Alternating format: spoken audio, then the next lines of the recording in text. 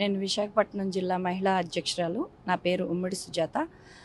అయితే RTV study రోజు TV అయితే మేము ఫాలో అవుతున్నాము. ప్రస్తుత రాజకీయాల గురించి డైలీ కూడా ఇవి చూడడం జరుగుతుంది. ఖచ్చితంగా ఎన్డీఏ కూటమి అధికారంలోకి వస్తుందని మేము ఈ రోజు చూడడం ద్వారా మాకైతే అవగాహన వస్తుంది. ఖచ్చితంగా రాష్ట్రంలో కూడా ఉండే రాక్షస పాలన, ఈ సైకో వైరస్ తరిమి కొట్టడానికైతే ఆంధ్రప్రదేశ్ ప్రజలైతే చాలా దీనిగా ఉన్నారు. ఎట్టి పరిస్థితుల్లోనూ ఎన్డీఏ కూటమి అధికారంలోకి వస్తుంది. ఆర్టీ టీవీ స్టడీ రోజు మేము చూస్తూ ఫాలో అవుతున్నాము. ఖచ్చితంగా కూడా ఎన్డీఏ కూటమి అధికారంలోకి వస్తుందని. అవన్నీ ఏమి కాదండి, మేము రోజు ఎన్నికల ప్రచారంలో పాల్గొంటున్నాము. ఈ సైకో పాలనతో విసిగిపోయి ఎంత తొందరగా ఈ జగన్నాల వైరస్ తరిమి కొట్టాలని మాత్రం జనాలు అయితే ఎదురు చూస్తున్నారు.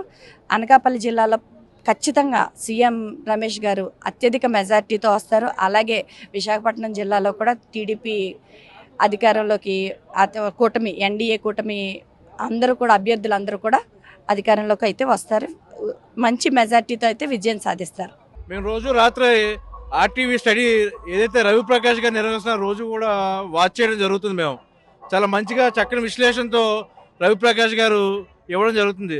ఈరోజు కూటమి ప్రభుత్వం వస్తుందని తెలిసి ఎప్పుడైతే ఆర్టీవీ రవిప్రకాష్ గారు చెప్తున్నారో అది చూసి తట్టుకోలేక ఈరోజు వైకాపా నాయకులందరూ కూడా దాని మీద విష ప్రచారం చేసే పరిస్థితి చేస్తూ ఉన్నారు. ఈరోజు రవిప్రకాష్ గారు ఈరోజు 111 సుమారు కూటమికి వస్తాయని చెప్పడం జరుగుతుంది. అలానే ఈరోజు రాష్ట్రంలో పరిస్థితి ఎలా ఉందంటే 111 కాదు, ఇంకా రోజు రోజుకి పార్టీ పరిస్థితి మెరుగుపడి రేపు పొద్దున 130 140 సీట్లు వచ్చే పరిస్థితి రాష్ట్రంలో ఏర్పడుతుందని తెలియజేస్తా ఉన్నా.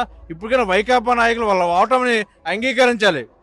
ఈరోజు ఓటమి అంగీకరించకపోవడం వల్ల ఈరోజు బురద జల్లే ప్రయత్నం చేస్తా ఉన్నా ఆర్టీవీ మీద. కాబట్టి తక్షణమే తగ్గించుకోవాలని తెలియజేస్తా ఉన్నా. నమస్తే అండి. ఇది వ్యాపారం గురించి కాదు, ఓటు గురించి. ఎన్నికల్లో ఓటు వేయడం మన హక్కు మాత్రమే కాదు, కర్తవ్యం. ఎంతో మంది మహా నేతలు శ్రమించి ప్రాణత్యాగం చేసి ఈ అవకాశాన్ని మనకిప్పించారు. అందరూ ఓటు వేద్దాం. ఎందుకంటే ఓటు హక్కు ఊరికే రాదు. నా ఓటు ఎవరికో తెలుసా? అది సీక్రెట్ అండి.